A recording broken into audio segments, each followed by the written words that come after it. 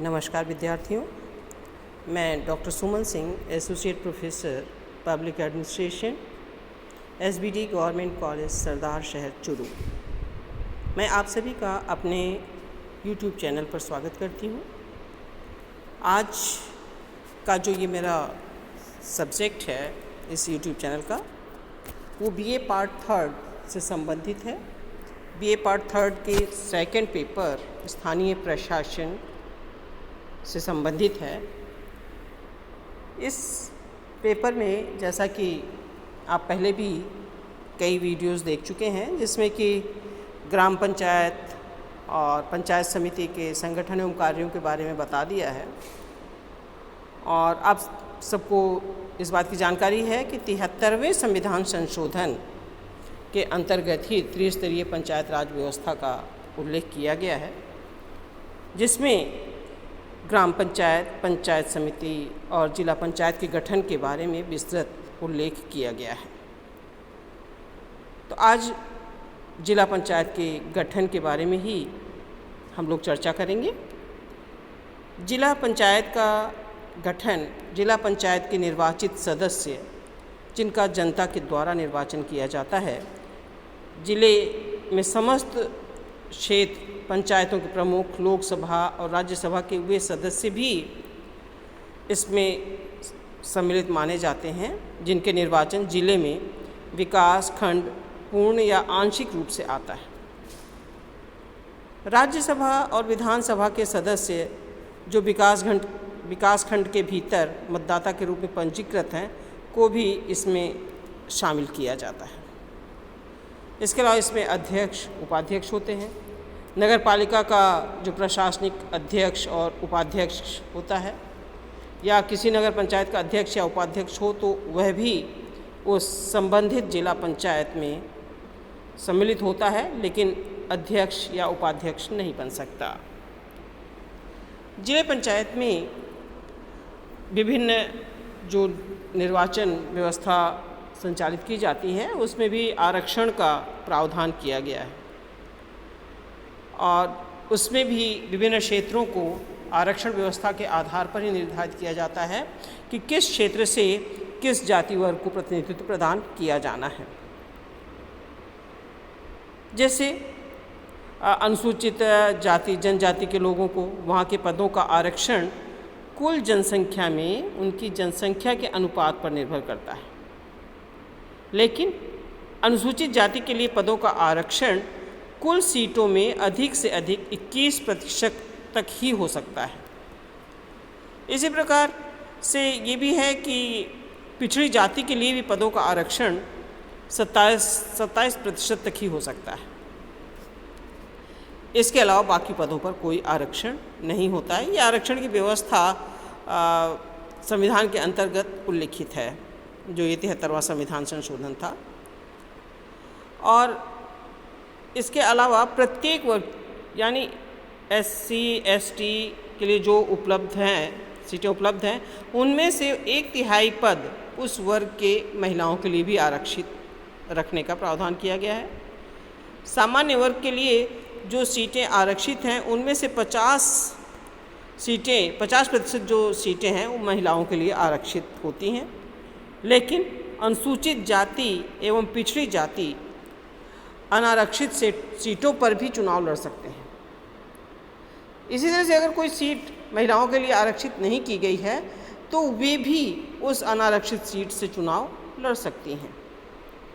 इसका मतलब ये है कि आरक्षण जो है वो तो है ही है, लेकिन उसके अलावा जो सामान्य के लिए निर्धारित किया गया, उस सामान्य में भी ये प्रत्याशी के रूप में भाग ले सकते हैं। तो इस तरह से इसका मतलब ये हुआ कि एक निर्वाचन क्षेत्र अगर एक चुनाव में अनुसूचित जाति के स्त्री के लिए आरक्षित होगा, तो अगले चुनाव में वह निर्वाचन क्षेत्र अनुसूचित जाति के लिए आरक्षित होगा। तो इस तरह से ये रोटेशन चलता रहता है। ये फिक्स नहीं रहता कि किस क्षेत्र के लिए उसी जाति का प्रतिनिधित्व होगा अगले चुनाव में भी, वो तो रोटेशन से चलता रहता है। और इसके अलावा जैसे अगला बिंदु आता है जिला पंचायत और उसके सदस्यों का कार्यकाल। तो ग्राम पंचायत और क्षेत्र पंचायत की तरह ही जिला पंचायत भी एक निश्चित कार्यकाल होता है। पहले इनके कार्यकाल में 73वें संविधान संशोधन से पहले जो कार्यकाल था उसमें इतनी निश्चितता नहीं रहती थी, लेकिन इस 73वें संविधान संशोधन के पश्चात ये जिला पंचायत की जो पहली बैठक होती है उस तारीख से 5 वर्षों तक का कार्यकाल इस जिला पंचायत के लिए निर्धारित किया गया है। और जिला पंचायत के सदस्यों का कार्यकाल यदि किसी कारण से पहले नहीं समाप्त किया जाता है तो उनका कार्यकाल भी अर्थात 5 वर्ष तक होगा। और यदि किसी खास वजह से जिला पंचायत को उस नियत काल से पहले भंग करना पड़ा तो 6 महीने के अंदर उसका पुनः चुनाव करवाना ज़रूरी हो जाता है। इस तरह से गठित जो जिला पंचायत होगा वो सिर्फ बचे हुए समय के लिए ही कार्य करेगी। जैसे अगर 3 वर्ष के बाद जो है वो भंग हो जाती है तो दोबारा 6 महीने के अंदर दोबारा चुनाव कराना पड़ेगा और दोबारा चुनाव जो किया जाएगा वो 2 वर्ष के लिए ही होगा, अर्थात जो बाकी बचा हुआ समय है उसी के लिए ही वो कार्य करेगी। और अगला जो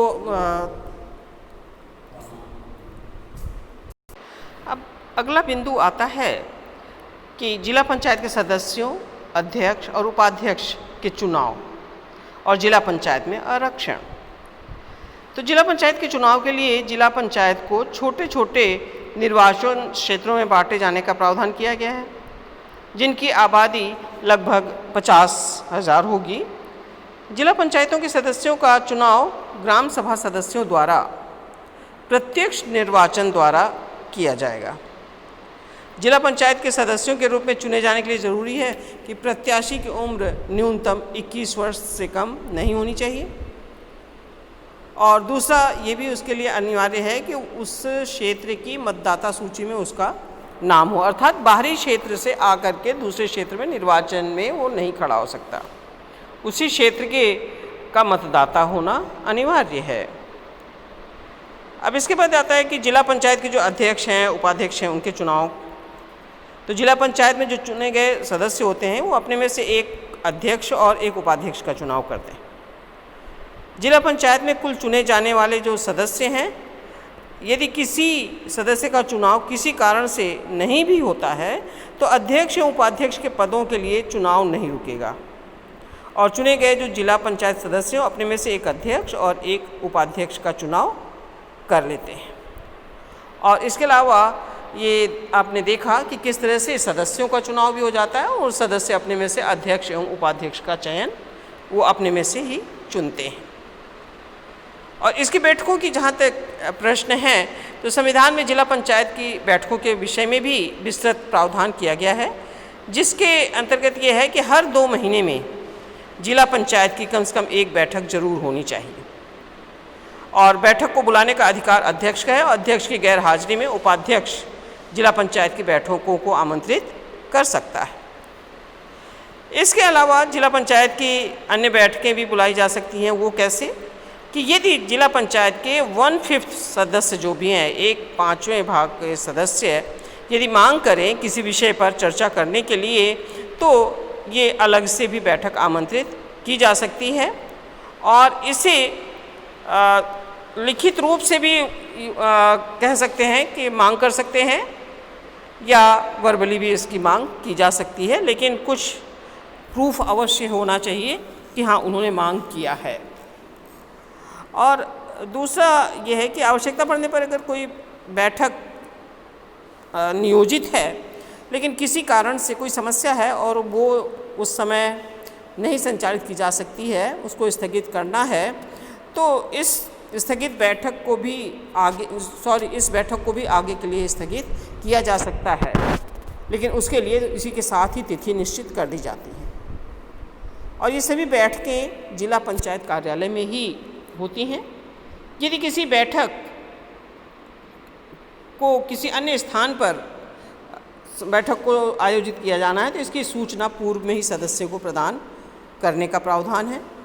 बैठकों में विभिन्न अधिकारीगण जैसे जिला पंचायत के सदस्य, अध्यक्ष, मुख्य विकास अधिकारी, प्रशासन से संबंधित जो भी अधिकारी और कर्मचारीगण हैं वो सभी अपने विस्तृत विवरण के साथ इसमें उपस्थित होते हैं। अध्यक्ष या मुख्य विकास अधिकारी बिना देर किए गए मांगी गई जानकारियों को सदस्यों को सौंपते हैं।